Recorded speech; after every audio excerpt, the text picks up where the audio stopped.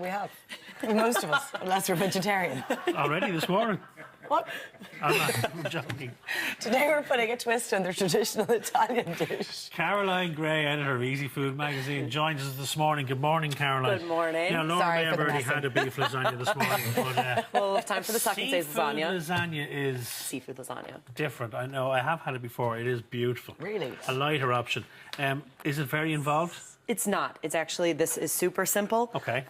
It's more or less just assembling. You'll find it's almost as much or even less cooking than if you were going to do a beef lasagna, yeah. your morning's beef lasagna. Okay. So what I'm going to start with is I got all this fish. The three types that we're using for this seafood lasagna, we have fresh prawns, clams, and monkfish. Beautiful. So you can kind of switch it up, but obviously, you know, prawns are a really nice one to include anyway.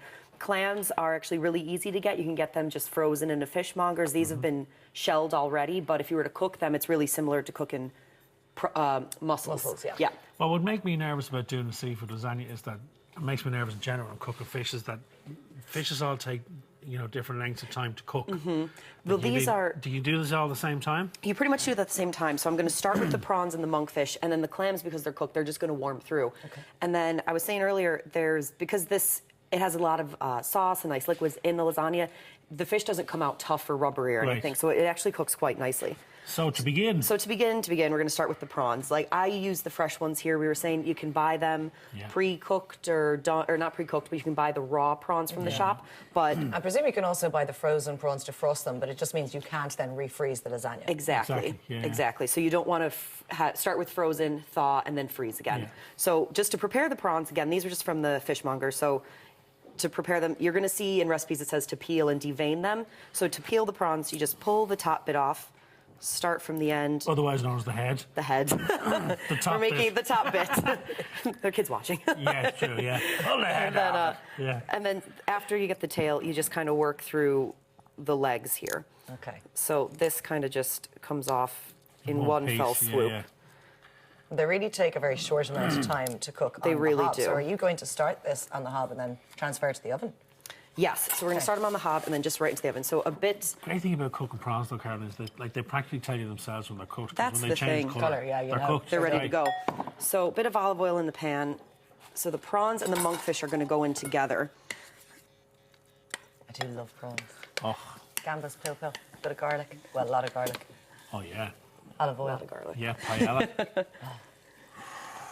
Now, same time monkfish is going in. So the same time the monkfish is going in. Monkfish is a great, it's a really sturdy fish. They kind of compare it to the texture of lobster nearly. Yeah. So it's a bit firmer Meaty. than like cod, exactly. It's nice and meaty. So again, it works well in lasagna because it's not going to all fall apart. So a bit of salt, and this is actually white pepper. White pepper just has a bit of a milder flavor than black pepper, so it works really well with seafood. So kind of like you said here, now we're not going to cook this all the way through. It's just to sort of give them a little bit of time to get going.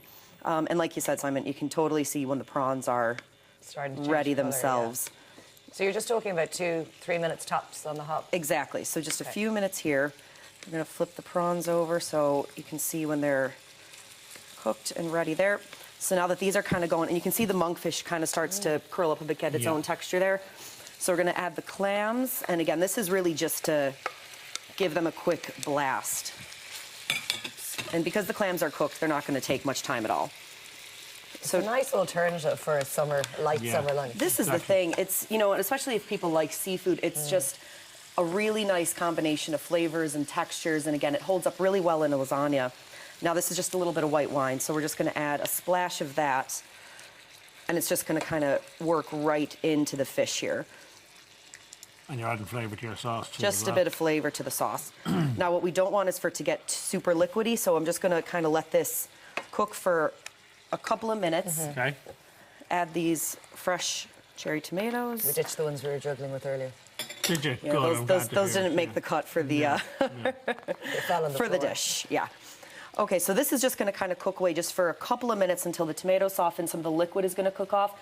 If you're doing this at home and you find that there's still too much liquid, say for instance if you were using frozen seafood and it hasn't thawed completely, just drain it off. And you can use that later for if you're going to make like a fish soup or a stock or anything like that. Okay. So going to get going then on the roux. So the sauce, kind of for any basic lasagna, is just equal parts butter and flour.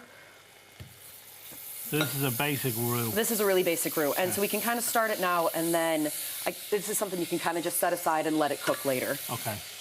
You always have to keep your eye on the roux, otherwise you're going to burn You really the bottom do. of the Yeah, you really don't want to burn this sauce. So I'm going to melt the butter. You can put it back over a lower heat, and then Yeah, I love it. just start whisking in your flour. Enrico's, you're into your seafood. Yeah, I don't. I think like most people though, Laura, I don't cook enough of it. I should cook more of it. Lisa loves fish, but I'm brutal at cooking it. Yeah. I do remember years ago cooking a Rick Stein recipe for grilled fish sausages. Oh, how'd that turn out? Well, it's lovely. It's basically a mix like this, and you put them in a ballotine, poach them in water. Oh, nice. And then you grill them in the pan. Beautiful, but just a lighter alternative to pork sausages, you know. I think it's just getting into the habit, isn't it, guys? That's what it is. Continuing Yeah, to cook at least once a week, fish dish. So these are kind of cooked through, so that I'm happy with that. I'm just going to kind of set it off the heat, and you can just let it sit there, kind of come down to room temperature if you want before you assemble the lasagna. And if you're going to cook this and put it into the freezer for later, let it come to room temperature. Okay. So I'm going to whisk this in and work on the roux, and then For the second half. for the second half, we'll assemble it and get it in the oven.